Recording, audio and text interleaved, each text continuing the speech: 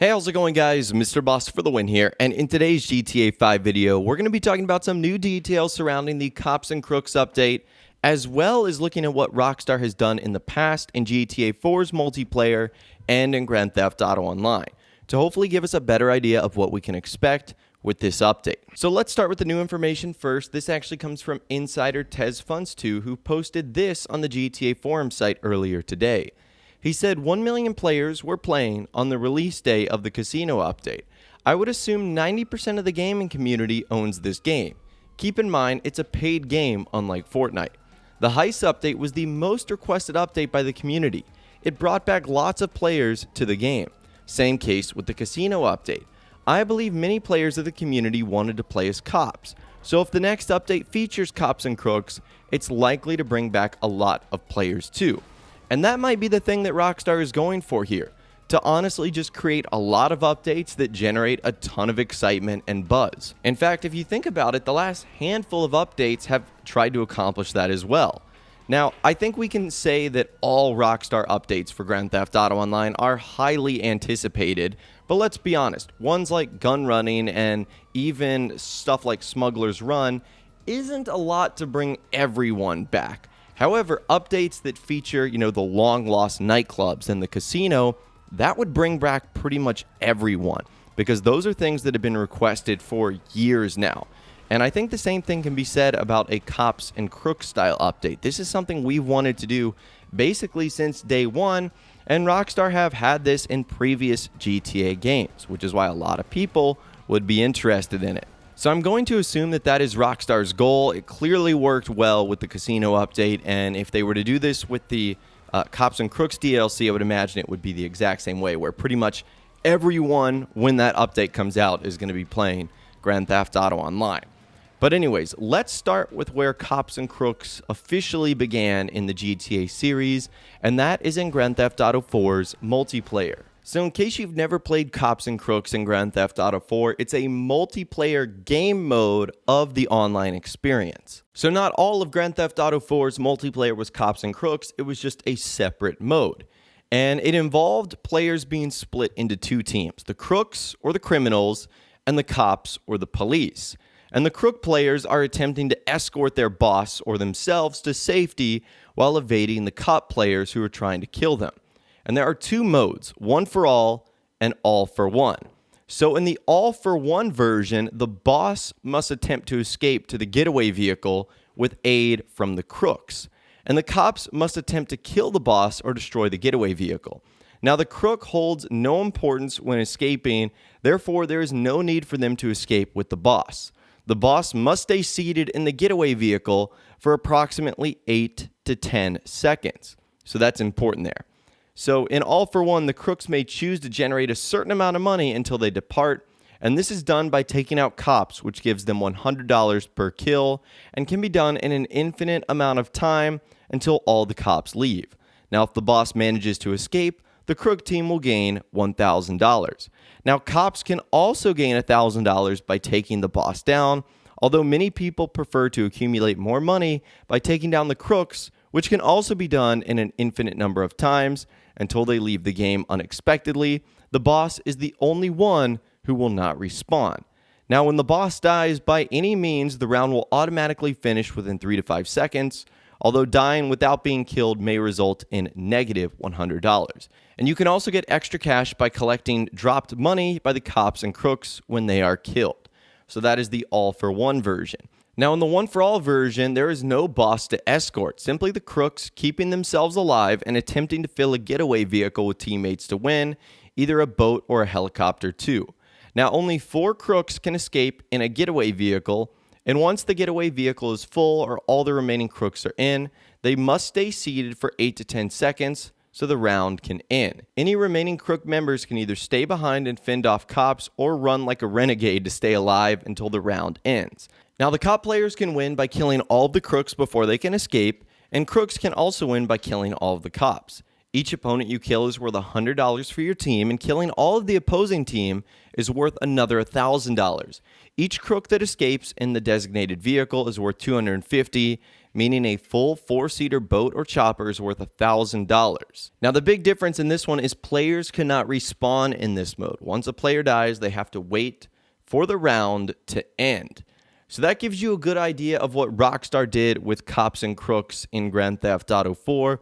It was an incredibly fun yet really simple game mode with just 2 variants. Now in Grand Theft Auto 5, Rockstar have tried to give us a Cops and Crooks style mode by using adversary modes in Grand Theft Auto Online. And in my personal opinion, they have not gone over all that well. Now there's a couple, in my opinion, that resemble closely Cops and Crooks style modes. The first is offense defense, which was added in the Lowriders update. In offense defense, the player will be in teams of 2. One player would be the runner, whose aim is to reach the target the fastest, and the other player would be the protector, whose aim is to prevent opposing runners from reaching the target before his team does. So it's kind of like a Cops and Crooks, but like 4 different teams, like an orange, green, purple, blue team, something like that.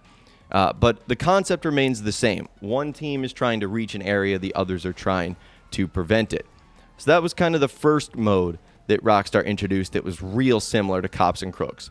The next one was added in the Cunning Stunts update, and it was called Entourage. In Entourage, one player is the target, which is similar to the boss. The rest of the team are the bodyguards, and an opposing team are assassins. Now in this game mode, the bodyguards must protect the target from the assassins in order to allow the target to reach an extraction point.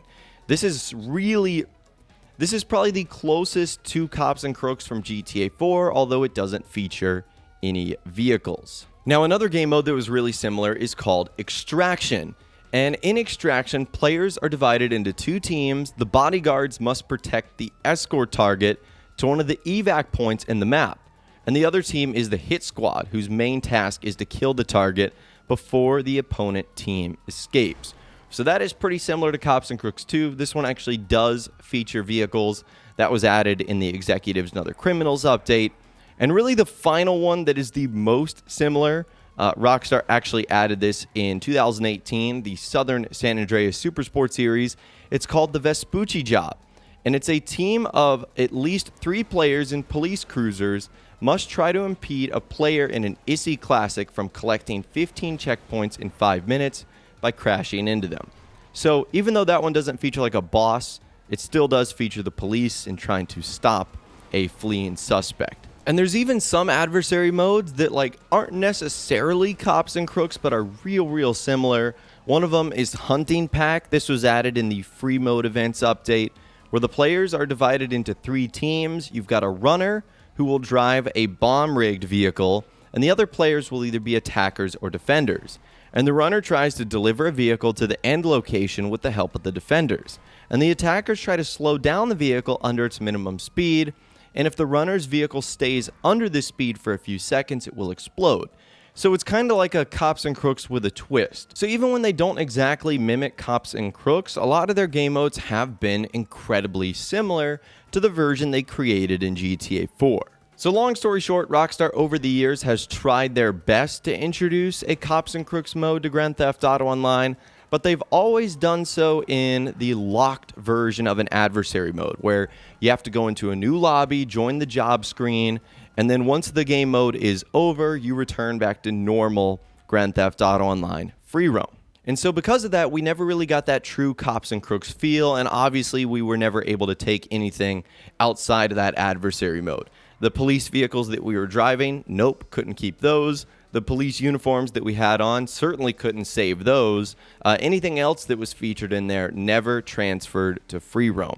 But that does give you a good idea of what Rockstar has done in the past, and it might give us a better clue at how they will handle things in the future. Because if you've been watching my previous videos on the information we know so far about the Cops and Crooks update, it looks like we're going to be put into a new free roam session.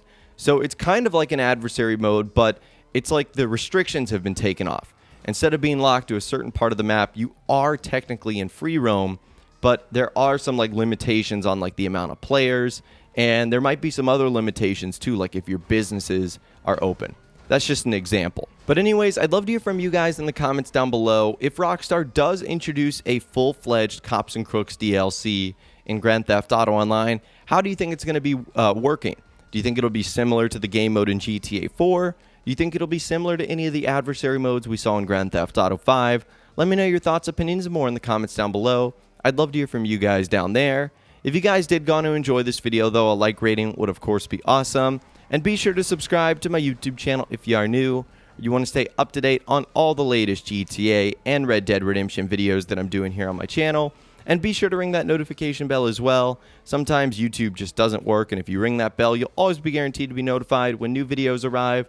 But of course, as always, guys, thank you all so much for watching. Take care, and I'll see you guys in the next video.